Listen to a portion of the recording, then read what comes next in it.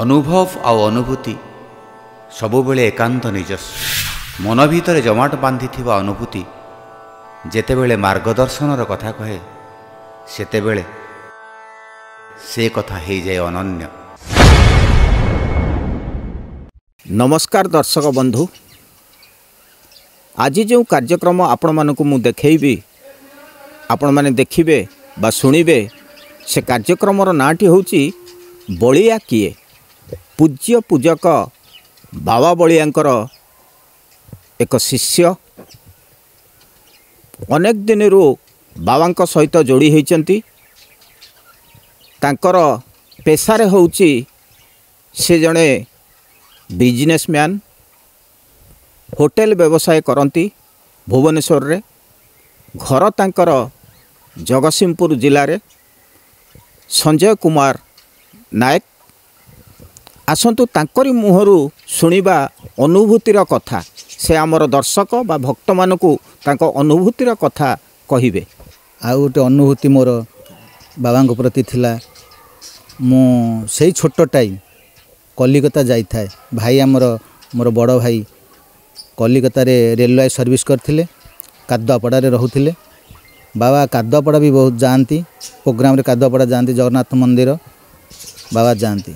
कलकत्ता कलकत्ता कादुआपड़ा मु जाइथिली भाई के पाख एंती बुली। बाबा आम जाइथिले आश्रम रो गले आमर नदिया नवद्वीप प्रोग्राम थिला। नदिया नवद्वीप जाइथिले। तेणुकर आमर सेठू सबू लोक सब आसिले। भाई आसी नथिले, मते भी पठेले तांको सहित बस टे हेतला नदिया नवद्वीप आसिया पे। जेहेतु बाबांकर प्रोग्राम होची सेथिपे मु भी तांको सहित किछि लोक आसिले, तांको सहित मु भी आसीथिले। आसिला भितरे शांतिपुर बिली गोटे जगह अच्छी। जो बस रे आमे जाइथिलु से बस सेठी खराब हैला भितरे आमे एठु सखाळु बाहर की गलु। कादुआपड़ा मोर मन पड़ुची, कादुआपड़ा सखाळु बाहर की गलु। सेठी शांतिपुर 4टा 4:30 समय शांतिपुर रे गाड़ी खराब हैला तो बहुत समय अपेक्षा कलु। से ड्राइवर गला तार कौन जिनसपटा सब आनिकी गाड़ी सजड़ा हला भितर पुणी सेठू बाहरिला भितरे आमर बहुत बाट आसिला परे आमर चैतन्य मठ बिली गोटे अच्छी बोर्ड मरा है चैतन्य मठ। से ही मठ पटे आमे सेटिकी नदिया नवद्वीप जीवा कथा। बाबा जोठी विश्राम नहीं थिले सेटिकी आमर जीवा कथा। किंतु से ही रास्ता कतुरु आमे 40 किलोमीटर जंगल को पशिगलु। भोल रे पशिगला भितर सब फॉरेस्टर सब थांती। सोडू से सब गाड़ी के अटकेनी तमे आड़े कुआड़े आसछ कौन करछ ये करछ ना ना आमे एमती आसथिलु आम गुरुदेव को दर्शन पई आसीथिलु। आमे बाट टिके जानि पालु ना तमे कोठी जीव ना एई जगह को हमर जीवु। से जो आश्रम मोर ठीक से मन पड़ुनी, किंतु नदिया नवद्वीप बिली मु जानिछि। नदिया नवद्वीप एई आश्रम को आमे जीवु। लोक जो बड़ सब लोक थिले से लोक कहिले भितर से कहले आपण तो 40 किलोमीटर दूर को माने भूल रे पळै आसिलेनी।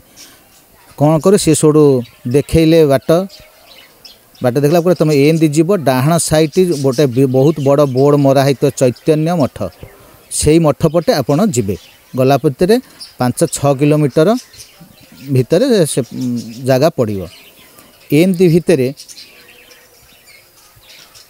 सोडो आसिला भितर बाबा जो मोरे विश्राम नहीं थिला। आमे राति 10टा-11टा खंडे हो गलानी सेठी आसी पहुँचलु। कौन करू से आश्रमर नियम होची 8टार गेट ताला मरा हबो। जेमित जो लोक भी आसिला गेट खोला हबो नाही। तेणुकर फोन माध्यम कथा है भितर से तार रूल ना जे गेट खोलिक आम बाबा पाखक जीवु। तेणुकर सेठी एपट सेपट हो देखला भितर गोटे विराट एक घर सीटी अच्छी। लाइट जलुची, फैन चली। सोट आम से गला बेलू देखला बेलू जहाँ आम समस्ते खुशी हो गलु। जहाँ मत गोटे घर मिलगला। घर मिलगला भितर आम से रहिलु। रहा भितर आम से विश्राम नहीं शोई पड़ीचु। शोई पड़ा भितर से फॉरेस्टर माने जो ड्यूटी की जाइथिले से सब फेरिला भितर आम समस्त को बाड़ी रे बाड़े उठेले।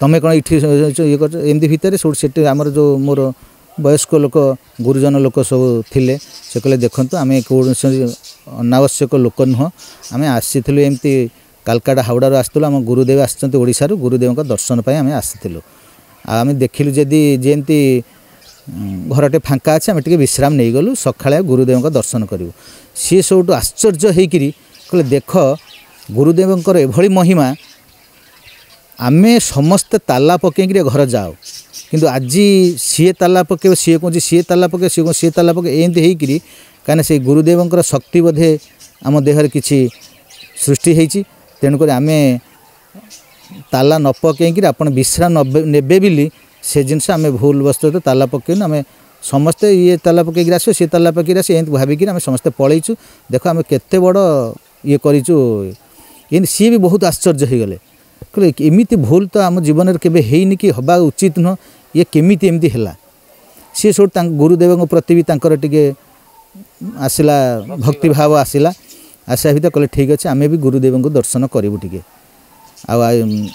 आठू आम जानिलु जे गुरुदेवंकर केते अलौकिक महिमा एमती तो सी सब सकाळ भितर सब आम नई सीटी थाए नई रे गाधुआ पाधुआ कर बाबा दर्शन करने गलु दर्शन करने गले बाबा पचार हसिकी रे कौटी रहिल कौटी रहिल विश्राम नेल ना नहीं ना हाँ बाबा आम विश्राम नेलु ये भली घरटी आमको मिलला जो कथाटा मु कहली से कथा सब बाबा सहित भी आलोचना है बाबा मुर्कईकि हसिले कह हो ठीक अच्छे तुम तो विश्राम पे घर मिलगला से एत व्यस्त हबार भी किसी ना एमती है तापर बाबा सहित गोटे दिन कटेलु बुलाबुली कलु सबू मंदिर बहुत तो मंदिर सीटी अच्छी मंदिर बुलाबुली कलु बाबा आमर जो सब जाइए प्रफुल्ल भाई कुन्नू भाई एम सब बड़ बड़ सब भाई सब जाइए सी सब बंदोबस्त करते प्रसादर गोटे आश्रम प्रसादर बंदोबस्त करते से प्रसाद सीटू पाइलु प्रसाद पाइला भर बाबा कहले तुम आजिक रुह तापर आमर जो गाड़ी ड्राइवर जाता सी बहुत व्यस्त है नाई तुम्हें जदि नजीब ताहले मु छाड़ी तुम पलैबी मोर साड़े भड़ा अच्छी मोर साड़े काम अच्छी तुम्हें या कथबार्ता कर आसल जाकि गुरु दर्शन कर फेर बोली तुम्हें आज रही कहले तेणुक मु पलैबी तुम्हें अलग गाड़ी कौटी जीव थोड़ा आम भी कौन कर आम तो छाड़ीदे आम असुविधार पड़ू तेणुक पुणी आम आड़े बाबा निर्देश अच्छी ना तुम्हें आज आड़े भी बाबा सांगे बुलाबुली कलापर से जो परिवेश से भी जीवा आसवाई इच्छा हो न था आड़े गाड़ी भड़ा गाड़ी से ड्राइवर व्यस्त होता है एमती भितर द्वंद्व भितर बाबा कान कथाटे पकईलु कहलु बाबा आमर रही बहुत आग्रह अच्छी किंतु से ड्राइवर व्यस्त हो ना से ड्राइवर गोटे डाक सोड़ो आम सोड़ आसिक से मु तो नुह मोर जो गुरुजन सब थे सी आसी डाकिले कह गुरुदेव तुमको डाकुंट सोड़ से गले गले बाबा सहित से एमती कथा हेले बाबा सहित एमती कथा हेले सी लास्ट कहले ना तुम जब 8 दिन रुह मु 8 दिन भी रखिक बस जीवानी गुरुदेव जो सी एत भावप्रवणता हो गले से ड्राइवर से कहले नाई जेपर्यंत गुरुदेव अच्छा मुझे पर्यंत आपन को रखिक बसबी बुलाबुली करिया जीवा एमती कथा भितर जहाँ आम समस्ते हसिलु आ जहाँ राजी हो गले सब राजी होला भितर रहिलु से दिन रहिला परे तापर बाबा सेठू टाटा जीवे प्रोग्राम थाए मो मन पड़ुची सेठू बाबा टाटा जे कहला ठीक अच्छे तुम्हें जाओ मु तो आड़े जीवी प्रोग्राम रे तुम्हें जाओ एमती जीवा भितर सब आम बाबा बाहरिक गले आम भी बाहरिक आसिलु बाहरिक आसला पर से शांतिपुर स्टेशन पुणी गाड़ी खराब है तापर बहुत स्त्री लोक जाइथांती अन्य संप्रदायक लोक भी किसी जाइथांती तांको मन रे अविश्वास सृष्टि है जे जदि प्रकृत में बाबा ठाकुर होते ताहले आमु कौन ये हैरान पकई था बाट सारा आम गला बेले हैरान हेलु गोटाए दिन रास्तार ठिया हेलु पुणी आसिलु से जगह मन रे एमती सब सृष्टि है बहुत अविश्वास जिनस सृष्टि है सृष्टि होगा भितर सेतिकी बळे आमर सिटी कलिकतार जड़े सेलून करी ना मोर टे मन पड़ू धूल बारिक से भी जाइथांती आमर बापी भाई तांको बापा भी पीतवास सी भी जाइथांती बाबा सहित से बहुत जड़ित सी भी जाइथांती एमती भितर आमर धूल बारिक तांको देहरे बाबांकर स्पिरिट सृष्टि है भितर सी सब कहले रहा सब बहुत कथा कहले कह भितर ये लोक मैंने सब आसी ତାଙ୍କ ମନରେ ଅବିଶ୍ୱାସ ସୃଷ୍ଟି ହେଉଛି। ଆରେ ତମେ ଏମିତି ଗୋଟେ ଉଦାହରଣ ଦେଲେ ବାବାଙ୍କ ସ୍ପିରିଟ୍ ଆସିଲା ଭିତରେ ସେ କଥାବାର୍ତ୍ତା ସବୁ ହେବା ଭିତରେ ସେଠୁ କହିଲେ ପିଲାଟିଏ ନ କାନ୍ଦିଲେ ତା ମାଆ ତାଙ୍କ ପାଖକୁ କ୍ଷୀର ଦେବାକୁ ଯାଏନି। ତମେ କଷ୍ଟ କରିବନି ଗୁରୁ ଦର୍ଶନ କରିଦେବ, ଆଉ ତମେ ଏତେ ସହଜରେ ତମେ ଗୁରୁ ଦର୍ଶନ କରିଦେବ।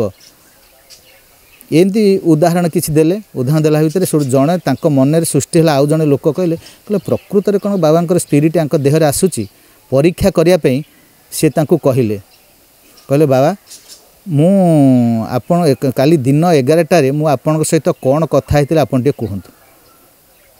ନା ନାଇଁ ଯେଉଁ ସ୍ପିରିଟ୍ ଯାହାକୁ ଆସିଥିଲା ସେ ସେଠୁ କହିଲେ ଆମର ପିତବାସୀ ଯେ ବୋଧେ କହିଲେ କ'ଣ ତାଙ୍କ ଫ୍ୟାମିଲି ଘର ବିଷୟରେ କଥାବାର୍ତ୍ତା ହେଉଥିଲେ।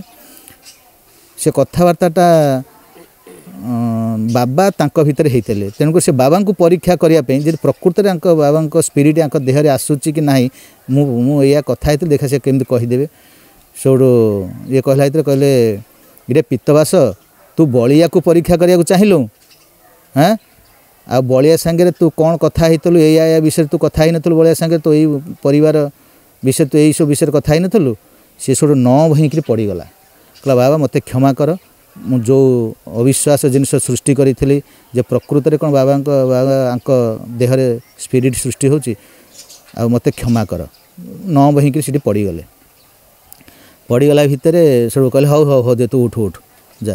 ଆଉ ତୁମେ ସେମିତି ସେଠୁ ତାପରେ ବୁଝେଇଲା ଭିତରେ କହିଲେ ତୁମେ ଗୁରୁ ଦର୍ଶନ କରିବା ପାଇଁ ଆସିଛ, ଏତେ ସହଜରେ କ'ଣ ତୁମେ ଗୁରୁ ଦର୍ଶନ କରିଦେବ? ତୁମେ ଯଦି ଆସିଛ ତୁମେ ବିଭିନ୍ନ ପ୍ରକାର ଚିନ୍ତାଧାରା ତୁମ ମୁଣ୍ଡ ଭିତରକୁ ଆସୁଛି, ତେଣୁକରି ସେ ଚିନ୍ତାଧାରା ମୁଣ୍ଡ ଭିତରୁ କିଛି ଆଣ ନା। ତେଣୁକରି ଏଇ କଥା ପୁଣି ଉଦାହରଣ ଦେଲେ ଲାଷ୍ଟ ସମୟରେ। ପିଲାଟିଏ କାନ୍ଦିଲେ କାନ୍ଦି କାନ୍ଦି କାନ୍ଦି କାନ୍ଦି କାନ୍ଦି କାନ୍ଦି ସେ ରାହା ଫଟେଇଲା ପରେ ତା ମାଆ ଆସିବ ତାକୁ କ୍ଷୀର ଦେବ। ସେ ଜାଣିବ ଯେ ମୋ ପୁଅ କାନ୍ଦିଲା କ୍ଷୀର ଖାଇବା ପାଇଁ, ପ୍ରକୃତରେ ତାକୁ ଭୋକ କରୁଛି କ୍ଷୀର ଖାଇବା ପାଇଁ, ସେ ଆସି କ୍ଷୀର ଦେବ। ସେମିତି ତୁମେ ଗୁରୁ ଦର୍ଶନ କରିବ, କିଛି କଷ୍ଟ କିଛି ସେଇଟା ସହି ନ ପାରିଲେ ତୁମେ ଗୁରୁ ଦର୍ଶନ କେମିତି କରିବ? ଏଇ କଥା ବାବା କହିଲେ। ଏଇଟା କହିକି ତାପରେ ସମସ୍ତେ ଆମେ ଯେଉଁ ସେ ବସ୍ରେ ଥିଲୁ, ତାପରେ ସେ ଡ୍ରାଇଭର ଆସିଲା। ଡ୍ରାଇଭର ଆସିକିରି ସେଠୁ ଗାଡ଼ିଟା ଅଟୋମେଟିକ୍ ସେ ଗାଡ଼ି ପୁଣି କିଛି ସମୟ ରହିଲା ପରେ ସେ ଗାଡ଼ି ଅଟୋମେଟିକ୍ ଠିକ୍ ହେଇଗଲା। ଠିକ୍ ହେଇଗଲା ପରେ ସେଠୁ ବାବା କହିଲେ ଠିକ୍ ଅଛି ତୁମେ ଯାଅ, ଭଲରେ ଯାଇ ପହଞ୍ଚିକି ମୋ ପାଖକୁ ଫୋନ୍ କରିବ। ଏହି ହେଉଛି ମୋର ଅନୁଭୂତି।